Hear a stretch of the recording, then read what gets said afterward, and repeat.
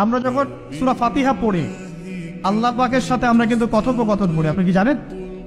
এই হাদিসে শোনেন, যখন আল্লাহু আকবার বলে দাঁড়াই এবং সূরা ফাতিহা সানার পরে সূরা ফাতিহা স্টার্ট করে আমরা বলি আলহামদুলিল্লাহি রাব্বিল আলামিন।